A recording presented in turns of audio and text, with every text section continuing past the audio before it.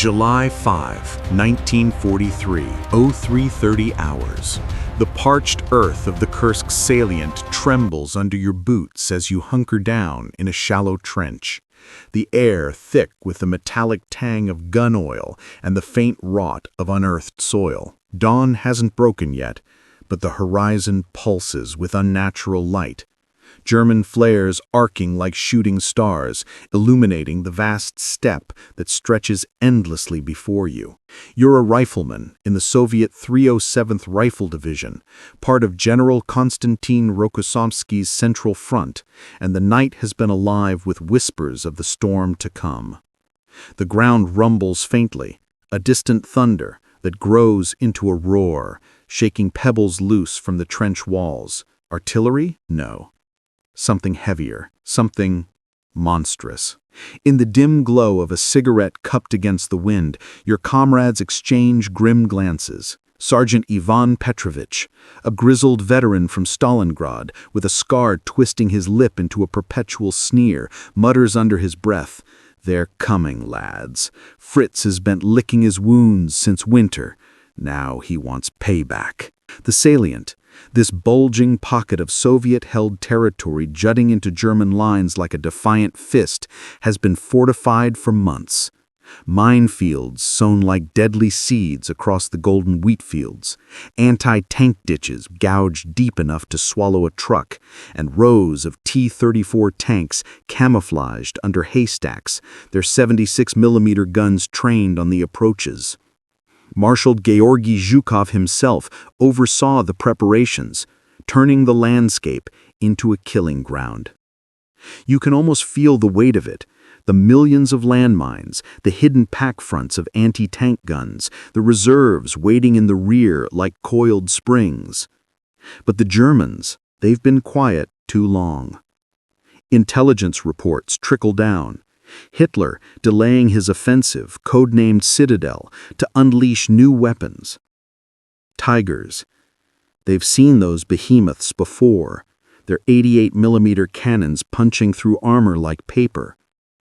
But whispers speak of something else, a Panther, sleek and predatory, born from the factories of MAN and Daimler-Benz to counter the T-34's sloped armor that turned the tide at Moscow. You scoff at the rumors.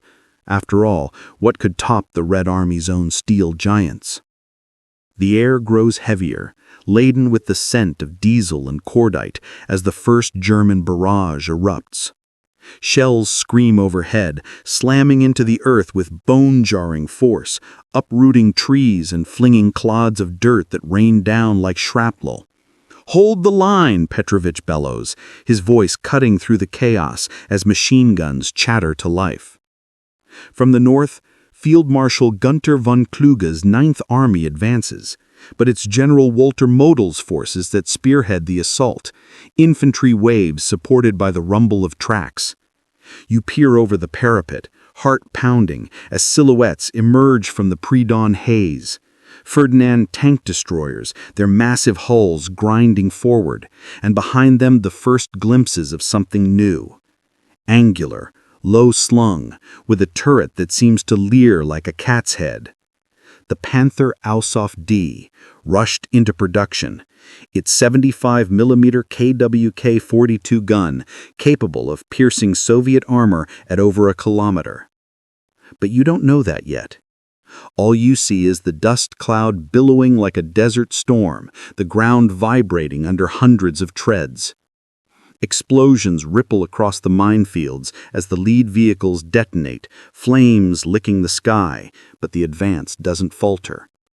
Sappers swarm forward under covering fire, clearing paths with Bangalore torpedoes. Your unit's 45mm anti-tank guns bark in response, rounds ricocheting off the newcomers' holes with sparks that light up the gloom. "What the hell is that?" a young conscript beside you gasps, his eyes wide as a Panther shrugs off a hit and keeps rolling, its sloped frontal plate, 60mm thick at a 55-degree angle, deflecting the shell like a glancing blow. Disbelief ripples through the ranks.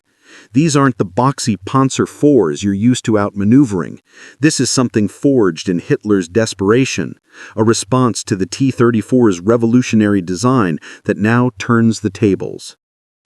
As the sun crests the horizon, painting the battlefield in bloody hues, the Germans push deeper.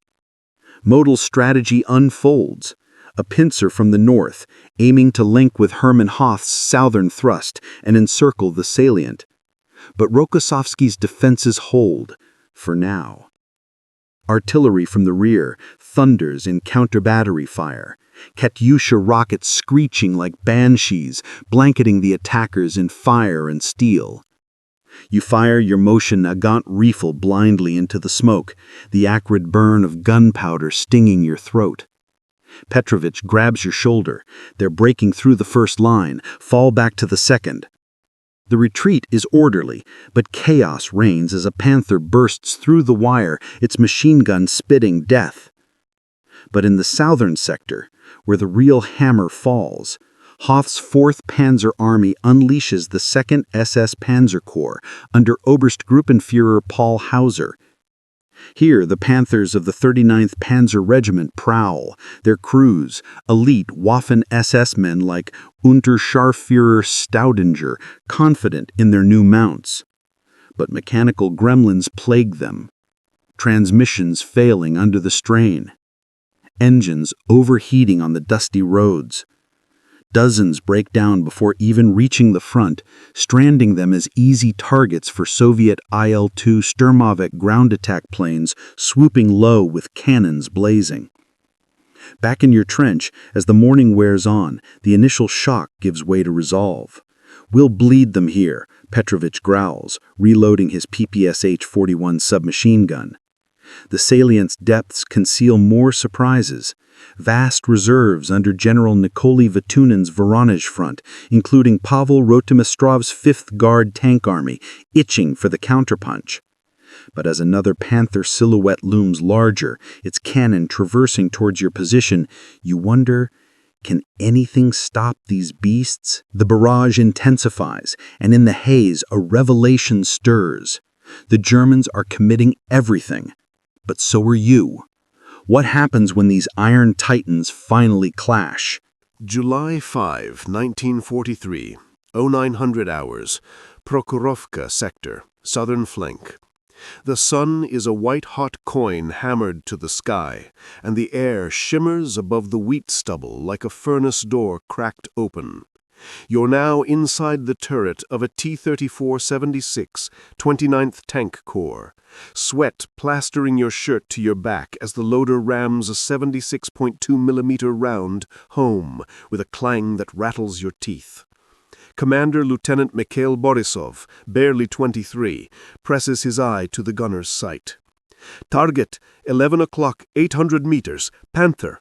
The word lands like a curse. Outside, the steppe erupts. Dozens of Panthers from Grossdeutschland Division surge forward in perfect wedge formation, their long 75mm barrels stabbing the haze. You watch through the periscope as the lead cat, turret number 432, commanded by Oberleutnant Heinrich Kohler, trundles over a rise. A Soviet 45mm gun barks from a concealed pit. The shell strikes the Panther's glacis and ricochets skyward in a shower of orange sparks. Kohler doesn't even slow.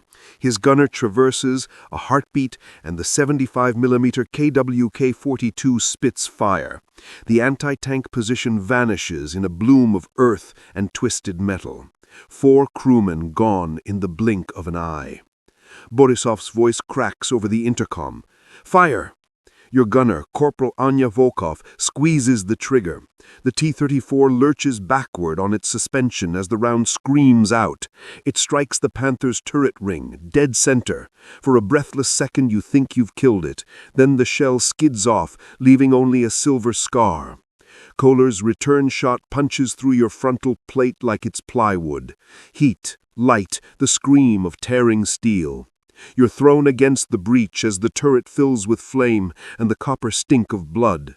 Through the smoke you see Anya's silhouette slump forward, her hands still clutching the firing lever. But the Red Army doesn't break. From concealed revetments, ZIS-3 76mm divisional guns open up in staggered salvos, pocked front doctrine perfected by Colonel Vladimir Gurov. Shell after shell hammers the advancing Panthers. One round finds the thin lower hull of a trailing cat. The tank slews sideways, track shredded, belching black smoke. Soviet sappers dash forward under covering fire, magnetic mines clamped to their chests. A boy no older than 17, Private Yuri Kuznetsov, leaps on to Kohler's Panther, slaps a TMD-B mine against the engine deck, and rolls clear. The explosion lifts the rear hull a meter off the ground.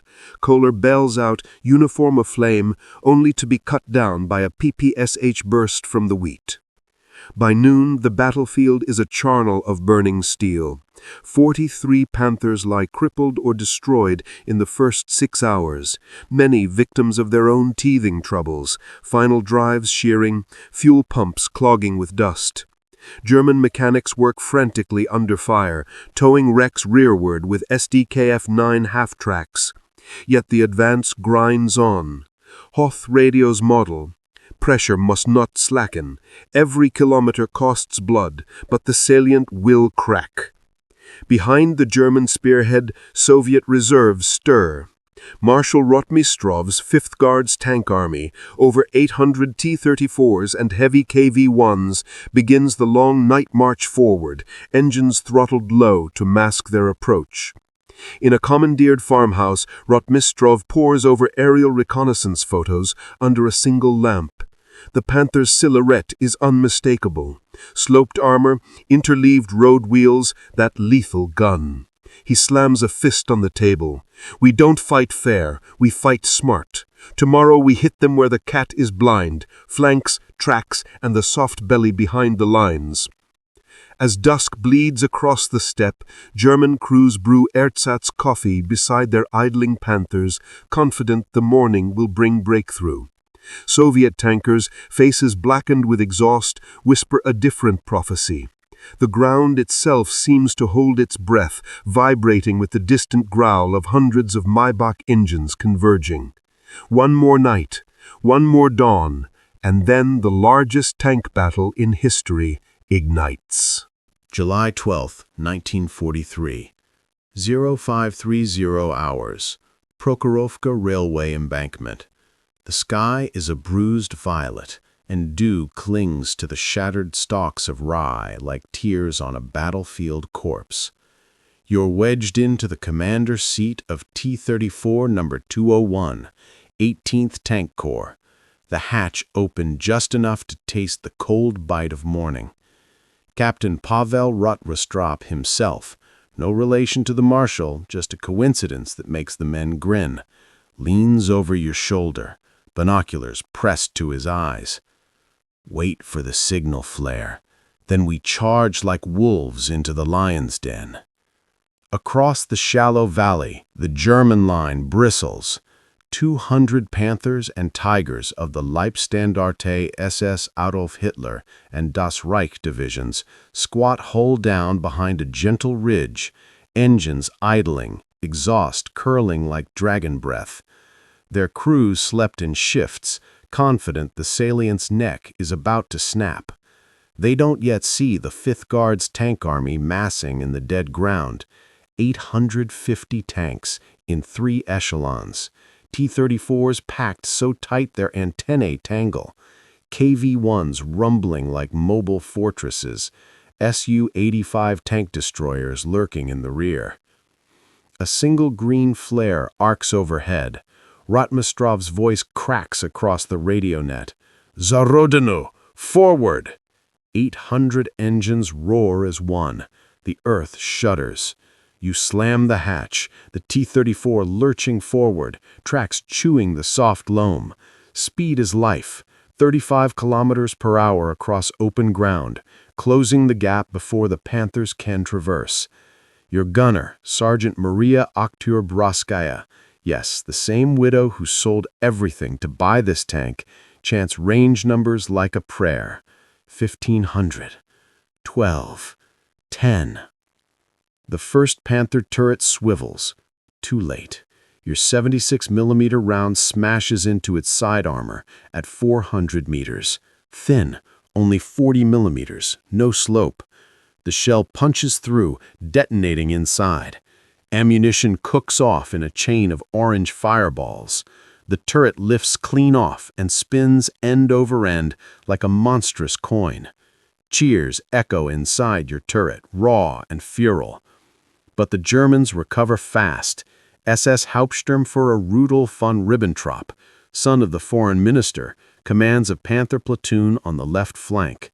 His gunner snaps off a shot that cores a T-34 at 1,200 meters, the victim erupting in a geyser of flame. Soviet tanks swerve around the burning wreck, closing to knife fight range. Now it's chaos, point-blank duels where the Panther's superior optics mean nothing. A T-34 rams a Panther track to track, grinding it to a halt. Sappers leap aboard with satchel charges. Another Soviet crew bails out under fire, dragging a wounded comrade, only to be scythed down by coaxial MG-34s. By 0900, the valley is a furnace.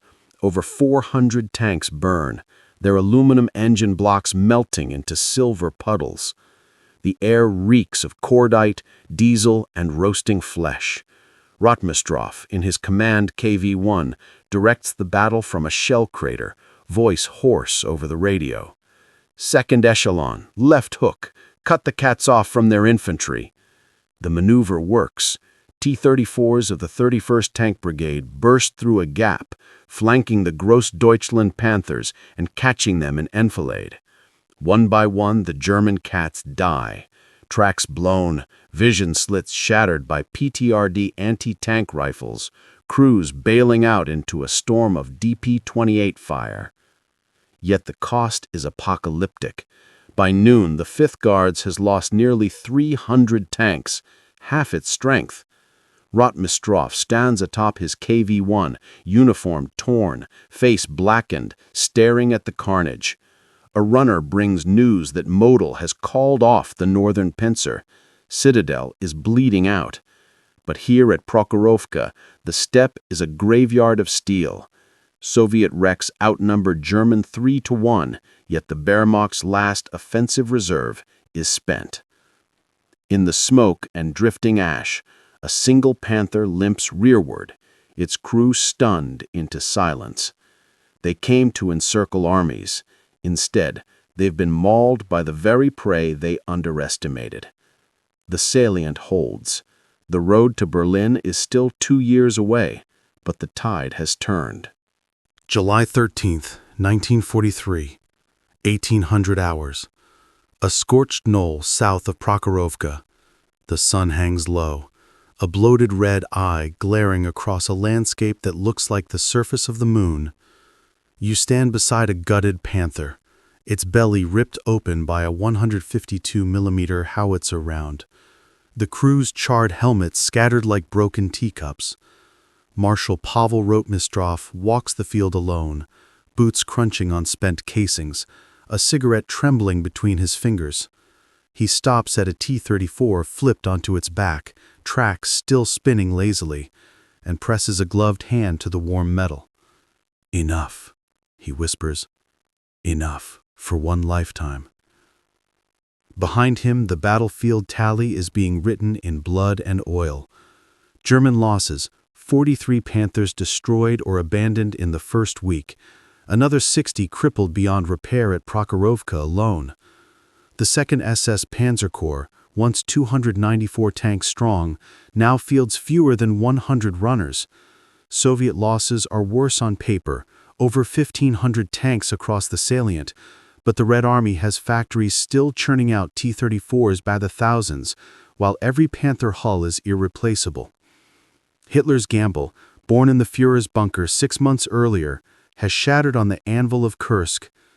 In a command tent 40 kilometers north, General Walter Model stares at a situation map pocked with red arrows. His chief of staff, Oberst Hans Spiedel, delivers the blow. "Mein General, the northern pincer is stalled at Punieri. The Führer has diverted the 24th Panzer Corps to Italy. Mussolini is finished.